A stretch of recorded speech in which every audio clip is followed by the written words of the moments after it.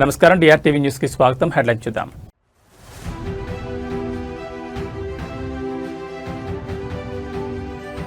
తమిళగడ్డపై చంద్రబాబు ఎన్నికల శంఖారావం.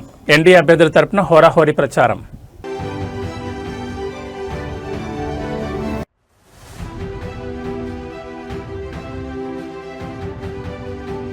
టీజీఎస్ఆర్టీసీ కార్మికుల సమ్మెకు 24 గంటల కౌంట్డౌన్ ప్రారంభం.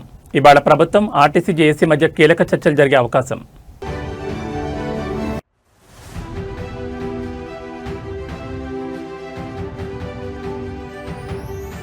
నేడు సొంత నియోజకవర్గం పులివెందులకు వైఎస్ జగన్. ప్రజాదర్బార్లో భాగం కానున్న మాజీ సీఎం.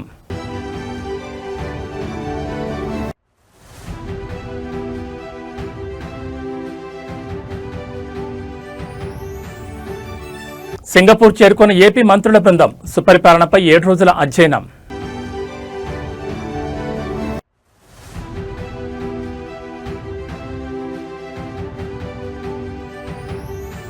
బెంగాల్ ఎన్నికల సమరంలో ముగియనున్న తొలి అంకం. నేటి సాయంత్రంతో ముగియనున్న ప్రచార పర్వం. ఇక డీటెయిల్స్ చూస్తే తమిళనాడు అసెంబ్లీ ఎన్నికల నేపథ్యంలో ఎన్డీఏ అభ్యర్థుల తరపున ఆంధ్రప్రదేశ్ ముఖ్యమంత్రి చంద్రబాబు నాయుడు ప్రచారం నిర్వహించారు. ఈ సందర్భంగా ఏర్పాటు చేసిన ప్రెస్ మీట్ ఆయన మాట్లాడుతూ తమిళనాడు ఆంధ్రప్రదేశ్ రాష్ట్రాల మధ్య ఉన్న విడదీయలేని అనుబంధాన్ని గుర్తు చేశారు. ఎన్టీఆర్ హయాం నుంచి 2 రాష్ట్రాల మధ్య ఎంతో సాన్నిహిత్యం ఉందని, తమిళగడ్డపై జన్మించిన రామానుజన్, అబ్దుల్ కలాం, ఎంఎస్ స్వామినాథన్ వంటి మహనీయులు దేశానికి గర్వకారణమని కొనియాడారు. తమిళనాడు అభివృద్ధి ఆగిపోయిందని, గత వైభవాన్ని తిరిగి తీసుకురావాలంటే మార్పు అవసరమని, రాష్ట్రంలో ఎన్డీఏ ప్రభుత్వం అధికారంలోకి రావాలని ఆయన పిలుపునిచ్చారు. నియోజకవర్గాల పునర్విభజన వల్ల దక్షిణాది రాష్ట్రాలకు నష్టం జరుగుతుందన్న విపక్షాల ఆరోపణలను చంద్రబాబు తీవ్రంగా ఖండించారు. లోక్సభ స్థానాలను 50% పెంచినప్పుడు సీట్లు ఎలా తగ్గుతాయని ఆయన ప్రశ్నించారు. తమిళనాడులో స్థానాలు 39 నుంచి 59కి, ఆంధ్రప్రదేశ్లో 25 నుండి 38కి పెరుగుతాయని, ఈ విషయంలో కాంగ్రెస్ డీఎంకేలు ప్రజలను తప్పుదోవ పట్టిస్తున్నాయని విమర్శించారు. మహిళా రిజర్వేషన్ బిల్లును అడ్డుకున్న వారు మహిళా సాధికార గురించి మాట్లాడడం హాస్యాస్పదమని, డీలిమిటేషన్ విషయంలో సీట్లు తగ్గవడానికి తానే ప్రత్యక్ష ఉదాహరణని ఆయన స్పష్టం చేశారు. Every state 50% enhancement will be there. Tamil Nadu 39, another 20, that means 59. Andhra Pradesh 25, another 13, 38. UP 80, another 40, 120. Pro rata basing on existing seats, 50% enhancement. Among that, 33% women reservations. How South India is losing seats? What is the injustice for South India or smaller states or northeastern states? Now Congress has to tell. DMK has to tell. What is your victory? You betrayed the women. For the last 3 decades, I am a living example for that. I am also a participant. 96 it started. 26 we are here. You deferred. You defeated the bill. Now when you are going to execute it? Why you have done? Now 26 is due for delimitations again. What is your goal? What is your idea? Are you having any clue? You want delimitations is inevitable. Now, better than this, any other formula? Under these circumstances, this is the best formula, they brought it. 50% enhancement to satisfy men also. 33% reservations for women to satisfy women and also women empowerment. No state will get any setback or injustice. South India, no injustice for South India. Or otherwise, if you go present census, South India will lose heavily. Now I am asking DMK as to answer this. They are branding me, I am not supporting South India. I am also Dravidian. You have to keep it in mind. South India, because of economic reforms, we are moving very fast. Now North India also is picking up. India is having a bright future. Whenever economy and population are contradictory forces.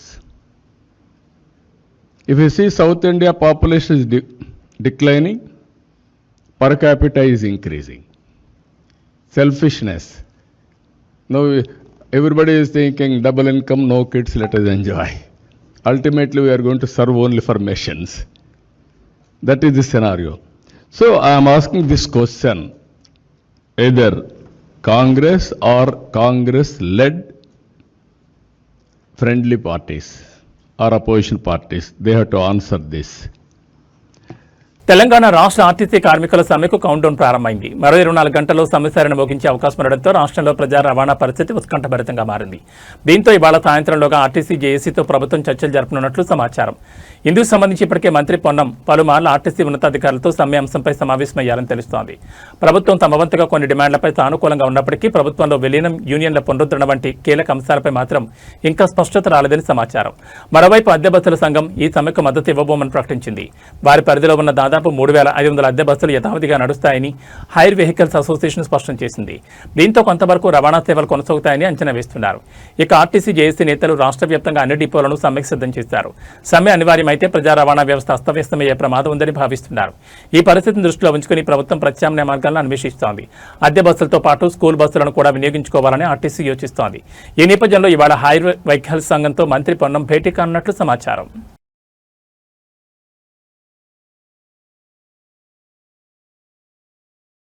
YSR Congress party అధినేత మాజీ ముఖ్యమంత్రి YS Jaganmohan Reddy వేళ పులివెందులకు వెళ్లనున్నారు. ఆయన మరో 2 రోజుల పాటు పులివెందుల్లోనే ఉండనున్నట్లు సమాచారం. ఈ పర్యటనలో ప్రజాదర్బార్ నిర్వహణతో పాటు పార్టీ నేత కుటుంబాన్ని పరామర్శించే కార్యక్రమాలు ఉన్నాయి. వైఎస్ జగన్ ఈరోజు సాయంత్రం 4 గంటలకు పులివెందులు చేరుకోనున్నారు. అక్కడి భాకాపురం క్యాంప్ కార్యాలయంలో ప్రజాదర్బార్ నిర్వహించి స్థానిక ప్రజల సమస్యలు వినతులు స్వీకరించనున్నారు. అనంతరం రాత్రికి అక్కడే నివాసంలో బస చేయనున్నారు. ఇక రేపు ఉదయం 9 గంటలకు పులివెందుల నుంచి బయలుదేరి లింగాల మండలంలోని ఇప్పట్ల గ్రామానికి వెళ్లనున్నారు. ఇటీవల కన్నుమూసిన స్థానిక వైఎస్ఆర్సీపీ నేత సుధాకర్ రెడ్డి కుటుంబ సభ్యులను పరామర్శించి వారికి సానుభూతి తెలియచేయనున్నారు. అనంతరం తిరిగి పులివెందుల క్యాంపు కార్యాలయానికి చేరుకుని మరోసారి ప్రజాదర్బార్ నిర్వహించనున్నారు. రాత్రికి అక్కడే బస చేయనున్నారు. ఆ తర్వాత ఈ నెల 23వ తేదీ ఉదయం 8 గంటలకు పులివెందుల నుంచి వైఎస్ జగన్ తిరుగు ప్రయాణం కానున్నారు. ఆయన పర్యటన నేపథ్యంలో స్థానికంగా పార్టీ శ్రేణుల్లో ఉత్సాహం నెలకొంది.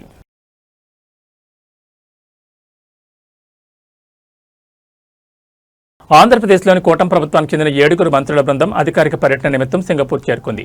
ఈ నెల 21వ తేదీ నుంచి అంటే ఇవాళ నుంచి ఈ నెల 27వ తేదీ వరకు మొత్తం 7 రోజుల పాటు ఈ పర్యటన కొనసాగనుంది. మంత్రుల సింగపూర్ పర్యటనకు రాష్ట్ర ప్రభుత్వం అధికారికంగా అనుమతి ఇచ్చిన విషయం తెలిసిందే. సుపరిపాలన, ఆధునిక పరిపాలన విధానాలు, ఉత్తమ పాలనా పద్ధతులు అంజనం చేయడం ఈ పర్యటన ప్రధాన ఉద్దేశంగా ప్రభుత్వం వెల్లడించింది.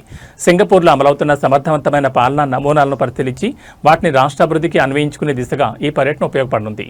ఈ పర్యటనలో మంత్రులు అచ్చెన్నాయుడు, పి నారాయణ, అనగాని సత్యప్రసాద్, బీసీ జనార్దన్ రెడ్డి, సత్యకుమార్ యాదవ్, వంగల్పూడి అనిత, నాదెండ్ల మనోహర్ పాల్గొంటున్నారు. ఈ రోజు ఉదయం సింగపూర్ చేరుకున్న మంత్రుల బృందానికి అక్కడి తెలుగు సంఘం ఘనస్వాగతం పలికింది. స్థానిక తెలుగు అసోసియేషన్ ప్రతినిధులు వారిని ఆత్మీయంగా ఆహ్వానించారు. సింగపూర్లో ఆధునిక పరిపాలనా విధానాలు, మౌలిక సదుపాయాల అభివృద్ధి, పట్టణ ప్రణాళిక, ప్రజాసేవల నిర్వహణ వంటి అంశాలను మంత్రుల బృందం అధ్యయనం చేయనుంది. అలాగే వరల్డ్ బ్యాంక్తో పాటు సింగపూర్ ప్రభుత్వ భాగస్వామ్యంతో రూపొందిన Singapore AP joint institute for world class అవగాహన ఒప్పందం కింద శిక్షణ కార్యక్రమాల్లో కూడా పాల్గొనున్నారు. ఈ ఒప్పందంలో భాగంగా సింగపూర్ పాలనా నమూనా, రాజకీయ జవాబుదారీతనం, నేషన్ ఫస్ట్ వంటి నాయకత్వ సూత్రాలపై నిర్వహించే ట్రైనింగ్ ఆఫ్ ట్రైనర్స్ కార్యక్రమంలో మంత్రులు పాల్గొనున్నారు. ఈ పర్యటన ద్వారా రాష్ట్ర పరిపాలనలో కొత్త మార్పులు, ఆధునిక విధానాల అమలు దిశగా కీలక నిర్ణయాలు వెలువడే అవకాశం ఉందని రాజకీయ వర్గాలు భావిస్తున్నాయి.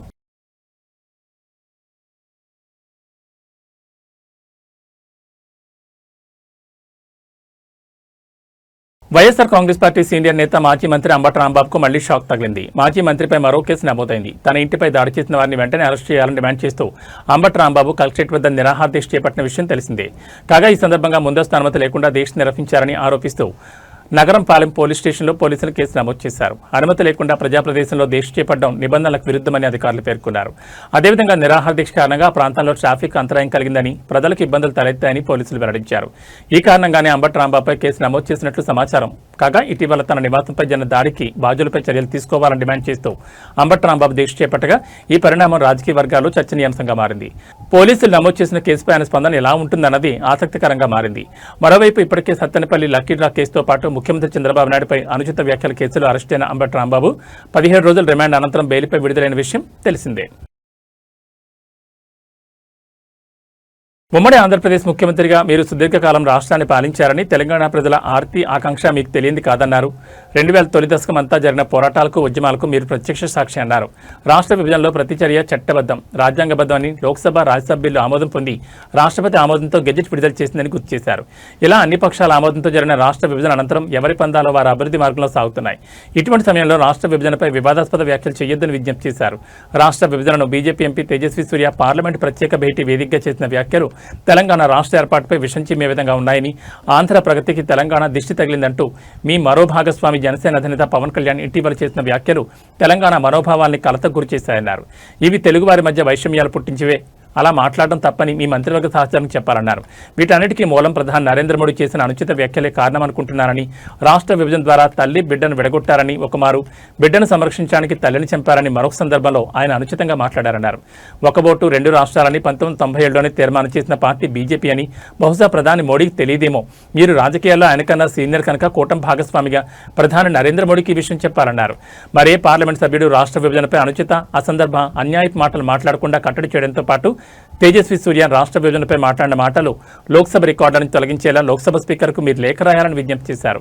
రెండు రాష్ట్రాలుగా ఉన్న తెలుగు వారందరూ ఐక్యంగా, సామరస్యంతో, పరస్పర సహకారంతో అభివృద్ధి పదంలో సాగడం నేటి తక్షణ అవసరమని, ఇందుకు మీ సంపూర్ణ సహకారం కావాలన్నారు.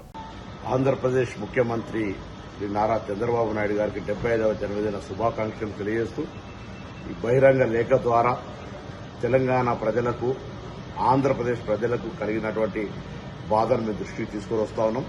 విభజన జరిగిన తర్వాత రెండు రాష్ట్రాల ప్రజలు సహృద్భావ వాతావరణంలో అన్ని రకాల సంబంధాలను కొనసాగిస్తూ రెండు తెలుగు రాష్ట్రాల అభివృద్ధి చెందాలని కోరుకుంటా ఉన్నాం.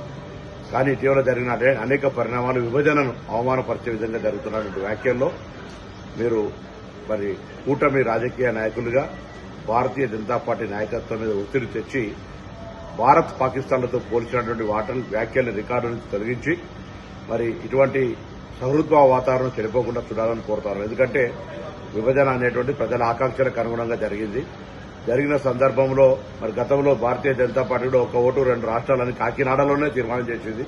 ఇవన్నీ కూడా అనవసరమైన చర్చ. ఇప్పుడు విభజన జరిగి 10 సంవత్సరాలు అయిన తర్వాత కూడా ఇంకా అటువంటి అంశం మీద గెలకడం అనేటువంటిది మనకు మంచిగా. ఇప్పుడు భారతదేశము, పాకిస్తాన్, మరి ఆంధ్రప్రదేశ్, తెలంగాణ ఏ రాష్ట్రం భారతదేశము, ఏ రాష్ట్రం పాకిస్తాన్. ఆ విధంగా వ్యాఖ్యలు చేయడం వల్ల ఈ రెండు రాష్ట్రాల ప్రజలకు మంచిది కాదు. కాబట్టి పెద్దలు, సీనియర్ నాయకులు, మీరు ప్రస్తుత భారత ప్రధానమంత్రి గారి కంటే పెద్ద సీనియర్ గా ఉన్నటువంటి మీరు తప్పకుండా ఈ అటువంటి వ్యాఖ్యల వల్ల రెండు రాష్ట్రాల ప్రజలకు, రెండు రాష్ట్రాల మధ్య సంబంధాలకు ఇబ్బంది కలగకుండా ఉండే విధంగా ఆ వ్యాఖ్యల్ని పార్లమెంట్ రికార్డులను తొలగించే విధంగా చొరవ తీసుకోవాలని నేను గౌరవ ముఖ్యమంత్రిగా మీకు కోరుతా ఉన్నాను. కాళేశ్వరం ప్రాజెక్టు ఎందుకు పనికిరాదని, అది గోదావరిలో కొట్టుకుపోయినట్లేనని గతంలో చెప్పిన ముఖ్యమంత్రి రేవంత్ రెడ్డి ఇప్పుడు మళ్లీ యూటర్న్ తీసుకున్నారని కేంద్ర మంత్రి బండి సంజయ్ విమర్శించారు. ఇవాళ కరీంనగర్లో ఆయన మీడియాతో మాట్లాడుతూ కాళేశ్వరంలో 1,00,000 కోట్ల అవినీతి జరిగిందని అప్పట్లో చెప్పి ఇప్పుడు సీబీఐకి కేవలం 9,000 కోట్ల స్కామ్ జరిగిందని అర్థం లేని లేఖ రాస్తారని కామెంట్ చేశారు. అసలు ఏ ఆధారాలను బట్టి సీబీఐ విచారణలు చేపట్టాలో ఆయనే స్పష్టత ఇవ్వాలన్నారు. ఎత్తిపోతలకు వాడిన ఒక్కో మోటార్ విలువ 300 కోట్లయితే 1,600 కోట్లు ఖర్చు చేసి వేరే దేశాల నుంచి పట్టుకొచ్చారని ఫైర్ అయ్యారు. కాళేశ్వరం అవినీతి మొత్తం బయటకు రావాలని ఆయన డిమాండ్ చేశారు. ఇప్పటి వరకు వివిధ కేసుల్లో కేసీఆర్ కుటుంబ సభ్యుల్లో ఒక్కరిపై ఆయన రాష్ట్ర ప్రభుత్వం చర్యలు తీసుకుందా అని బండి సంజయ్ ప్రశ్నించారు. మహిళా రిజర్వేషన్ బిల్లును అడ్డుకుని రాష్ట్రంలోని అతిథులకు సీఎం రేవంత్ రెడ్డిని తీవ్ర అన్యాయం చేశారని బండి సంజయ్ అన్నారు. డీలిమిటేషన్ బిల్లును అడ్డుకుని దక్షిణాదికి అన్యాయం చేసింది రేవంత్, స్టాలిన్ అని అన్నారు. కాంగ్రెస్ పార్టీలో సోనియా గాంధీ, ప్రియాంక గాంధీలకు పదవులు ఇస్తే సరిపోతుందా అని ప్రశ్నించారు. విపక్ష కుటుంబాల్లోని మహిళలు అభివృద్ధి చెందితే సరిపోతుందా అని సెటైర్లు వేశారు. సీఎం, మాజీ సీఎంల భాష చూసి ప్రజలు నవ్వుకుంటున్నారని బండి సంజయ్ అన్నారు. కాళేశ్వరం ప్రాజెక్టు కేసీఆర్తో పాటు కాంగ్రెస్ కూడా ఏటీఎంలా మారిందని ఆరోపించారు. కాంగ్రెస్ పార్టీతో గతంలో బీఆర్ఎస్ కలిసి పోటీ చేసిందని, పొత్తు ఉంటే వారితో పెట్టుకుంటారు కానీ బీజేపీతో ఎందుకు పెట్టుకుంటుందని బండి సంజయ్ స్పష్టం చేశారు. మోడీ ప్రభుత్వం వస్తే రెండింటికి లింకు కలిపి ఇవాళ అడ్డుకునే ప్రయత్నం ఇలా కాంగ్రెస్ పార్టీ ప్రభుత్వం, కాంగ్రెస్ పార్టీ చేసింది. ఇవాళ కాంగ్రెస్ పార్టీలో నాయకులు వ్యతిరేకిస్తున్నారు. అరే, కొత్త నియోజకవర్గాలు పెరిగితే, పార్లమెంట్ గానీ అసెంబ్లీ గానీ నియోజకవర్గాలు పెరిగితే చాలా మందికి పోటీ చేసే అవకాశాలు వస్తాయి. మేము నాయకులు అవుతాం, మేము ఎమ్మెల్యేలు అవుతాం, ఎంపీ అవుతామని చెప్పి ఆశపడుతున్నటువంటి ఆ నాయకులు అందరు ఆశల మీద నీళ్లు జరిగినటువంటి వ్యక్తులు ముఖ్యంగా రేవంత్ రెడ్డి గారు, స్టాలిన్ గారు, వీళ్ళిద్దరే కారకులు. కాంగ్రెస్ పార్టీ నాయకుల విషయం మాట్లాడారు రాష్ట్ర ముఖ్యమంత్రి, నీ గురించి ఏమనుకుంటారు అనేది. ఇవాళ నియోజకవర్గాలు, ఇవాళ కరీంనగర్ పార్లమెంట్ నియోజకవర్గం 5 జిల్లాలకు వస్తుంది. 5 జిల్లాలు, 2 మండలాలు, 3 మండలాలు, 4 మండలాలు. అసెంబ్లీకి సంబంధించి కూడా కొన్ని దేశంలో కొన్ని నియోజకవర్గాలు 5 లక్షల ఓటర్స్ ఉన్నారు. కొన్ని ప్రాంతాల్లో 2 లక్షల ఓటర్లు 3 లక్షల ఓటర్స్ ఉన్నారు. అస్తవ్యస్తంగా ఉన్నటువంటి దీన్ని బాగు చేయాలనే లక్ష్యంతో డీలిమిటేషన్ ద్వారా సీట్ల సంఖ్య పెంచాలని చెప్పి నరేంద్ర మోడీ ప్రభుత్వం భావిస్తే ఇవాళ మహిళా బిల్లును వ్యతిరేకించారు, డీలిమిటేషన్ వ్యతిరేకించారు. ఇలా సంతోషం కొద్దీ సంబరాలు చేసుకుంటున్నారు. ఇవాళ కాంగ్రెస్ పార్టీ ఉన్నటువంటి కొత్త తరం నాయకులే ఇలా రేవంత్ రెడ్డిని చూసి ఇలా తిట్టుకునే పరిస్థితి వచ్చింది వాళ్ళు. కాబట్టి వీళ్ళిద్దరు కూడా ఇవాళ ద్రోహులుగా మిగిలిపోయారు. కాబట్టి దీన్ని తెలంగాణ సమాజం గుర్తించాలి. ఇవన్నీ పక్కబెట్టి ఈ ప్రజల దృష్టి మళ్లించడానికి ఇద్దరు తిట్టుకుంటారు. ఎవరెవరు? ఇటు రేవంత్ రెడ్డి గారు, ఇటు కేసీఆర్. నువ్వు చావాలంటే నేను చావని అంటున్నాడు. ఇది అబద్దాల కూర అని చెప్పి రేవంత్ రెడ్డి గారు కేసీఆర్ అంటే ఎదవా దరిద్రుని ఏం తిరుగుతున్నాడు. వీళ్ళ భాష కదే, వీరిద్దరు భాష కదే. ఇవాళ మీరిద్దరు కాదు, ఇవాళ మీ సావుల వల్ల ఇవాళ తెలంగాణ ప్రజలు చచ్చిపోతున్నారు. తెలంగాణకి ఏం దరిద్రం, మీరిద్దరు దరిద్రం తెలంగాణకి. మీకు ఆ రాహుకేతు స్టోరీ తెలిసి కదా మీకు రాహుకేతుది. ఎందుకంటే అమృతం కోసము రాక్షసులు దేవతలు క్షీరసాగర మదనం చేస్తారు. చేస్తుంటే సూర్యచంద్రుల మధ్యలో రాక్షసుడు వస్తాడు. రాక్షసుడు వచ్చి దేవత రూపంలో వచ్చి కూర్చుంటే ఈ విషయాన్ని గుర్తించినటువంటి సూర్యచంద్రులు ఏం చేస్తారు? విష్ణుమూర్తికి సమాచారం ఇస్తారు. మోహిని రూపంలో ఉన్న విష్ణుమూర్తి వచ్చి ఆ రాక్షసుని అమృతం తీసుకున్న తర్వాత ఆ గొంతులో ఉన్నటువంటి అమృతము కడుపులోకి పోకుండా ఉండాలని చెప్పి ఆలోచనతో సుదర్శన చక్రంతో తల నరికేస్తాడు. అందుకే పైన తల రాహు అవుతాడు, మొండెం కేతు అవుతాడు. రేవంత్ రెడ్డి రా అంటే రాహు కేతు రేవంత్ రెడ్డి, కేసీఆర్ కే అంటే కేతు కేసీఆర్. ఇదే దరిద్రం తెలంగాణకు. రాహు కేతులకే మారిపోయారు. ఈ శని పోవడానికి ఇలా తెలంగాణ సమాజం పూజలు చేస్తున్నారు. మా బతుకులు ఇట్లా ఆగమైతాయి, దరిద్ర బతుకులు అయిపోయినాయి, మా భిక్ష బతుకులు అయిపోయినాయి చెప్పని. కాళేశ్వరం చెప్పి నేను రాష్ట్ర ముఖ్యమంత్రి గారిని కోరుతున్నా. కాళేశ్వరము 1,00,000 కోట్ల స్కామ్ జరిగిందా, 9,000 కోట్ల స్కామ్ జరిగిందా? ఫస్ట్ దాని క్లారిటీ. కాళేశ్వరం ఏటీఎం గతంలో కేసీఆర్ గవర్నమెంట్ లో కాళేశ్వరము కేసీఆర్ కుటుంబానికి ఏటీఎం లెక్క మారింది వాస్తవం. ఈ రోజు కూడా మళ్ళీ చెప్తున్నాం. పశ్చిమ బెంగాల్ అసెంబ్లీ ఎన్నికల సమరం క్లైమాక్స్ చేరుకుంది. మంగళవారం సాయంత్రంతో తొలిదశ ఎన్నికల ప్రచార పర్వం ముగియనుంది. ఈ నేపథ్యంలో అధికార తృణమూల్ కాంగ్రెస్, భారతీయ జనతా పార్టీ అగ్రనేతలు తమ ప్రచారాన్ని ముమ్మరం చేశారు. ఓటర్లను ఆకట్టుకునేందుకు చివరి నిమిషం వరకు ఇరు పార్టీలు శక్తివంచన లేకుండా ప్రయత్నిస్తున్నాయి. రాష్ట్రంలో అధికారాన్ని నిలబెట్టుకోవడమే లక్ష్యంగా ముఖ్యమంత్రి మమతా బెనర్జీ విస్తృతంగా ప్రచారం నిర్వహిస్తున్నారు. కోల్కతా, పూర్బ, మిడ్నాపూర్, నార్త్ 24 పరగణాల జిల్లాల్లో ఆమె బహిరంగ సభలు, రోడ్ షోల్లో పాల్గొంటున్నారు. రాష్ట్ర ప్రభుత్వం అమలు చేస్తున్న సంక్షేమ పథకాలను వివరిస్తూ బీజేపీ నిరోధించాలని ఆమె ప్రజలను కోరుతున్నారు. మరోవైపు బెంగాల్లో పాగా వేయడమే లక్ష్యంగా బీజేపీ తన అస్త్రశస్త్రాలు ప్రయోగిస్తోంది. కేంద్ర హోంమంత్రి అమిత్ షా నేడు రాష్ట్రంలో సుడిగాలి పర్యటన చేస్తున్నారు. బీజేపీ అభ్యర్థులకు మద్దతుగా ఆయన 4 వేర్వేరు ప్రాంతాల్లో ఎన్నికల ప్రచారంలో పాల్గొనున్నారు. కేంద్ర ప్రభుత్వం చేపడుతున్న అభివృద్ధి కార్యక్రమాలను వివరిస్తూ బెంగాల్లో మార్పు రావాల్సిన అవసరం ఉందని ఆయన పిలుపునిచ్చారు. తొలిదశ ఎన్నికల ప్రచారం నేటితో ముగినుండడంతో అందరి దృష్టి పోలింగ్ రోజుపై నెలకొంది.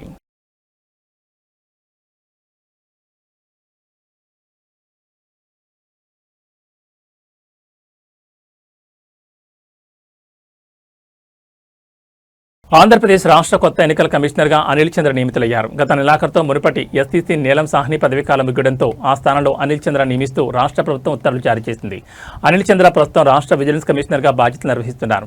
ఆయనకున్న అపారమైన పరిపాలనా అనుభవాన్ని దృష్టిలో ఉంచుకుని ప్రభుత్వం ఈ కీలక బాధ్యతలను అప్పగించింది. నీలం సాహ్ని పదవీకాలం ముగిసిన వెంటనే ఈ నియామక ప్రక్రియను ప్రభుత్వం పూర్తి చేసింది. రాజ్యాంగబద్ధమైన ఈ పదవిలో ఆయన రాబోయే స్థానిక సంస్థల ఎన్నికలు, ఇతర ఎన్నికల ప్రక్రియలను పర్యవేక్షించనున్నారు. ఎస్సీసీగా బాధ్యతలు చేపట్టిన అనిల్ చంద్ర రాష్ట్రంలో ఎన్నికల నిర్వహణ, ఓటర్ జాబితా రూపకల్పన, ఎన్నికల నిబంధనల అమలుపై దృష్టి సారించనున్నారు. రాష్ట్రంలో రాజకీయ సమీకరణాలు మారుతున్న తరుణంలో కొత్త ఎస్సీసీ నియామకం ప్రాధాన్యత సంతరించుకుంది.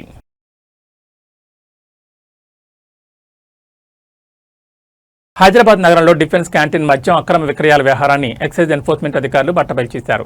ఇతర రాష్ట్రాల నుంచి ఆర్మీ కోటా మద్యాన్ని తీసుకొచ్చి ఇక్కడ అధిక ధరలకు విక్రయిస్తున్న ముఠా గుట్టును రట్టు చేశారు. ఎల్బీ నగర్ పరిధిలోని హస్తినాపురంలో జరిపిన సోదాల్లో భారీగా మద్యం సీసాలను స్వాధీనం చేసుకున్నారు. ఎక్సైజ్ ఎన్ఫోర్స్మెంట్ అధికారులకు అందిన పక్కా సమాచారంతో హస్తినాపురంలోని ఒక ఇంట్లో ఆకస్మిక తనిఖీలు చేపట్టారు. ఈ సోదాల్లో దిగ్భ్రాంతికరమైన విషయాలు వెలుగులోకి వచ్చాయి. బెంగళూరు మరియు హర్యానా రాష్ట్రాల్లోని డిఫెన్స్ క్యాంటీన్ల నుంచి అక్రమంగా తరలించిన సుమారు 361 ప్రీమియం మద్యం బాటిళ్లను అధికారులు గుర్తించారు. వీటి విలువ సుమారు 10 లక్షల వరకు ఉంటుందని అంచనా వేస్తున్నారు.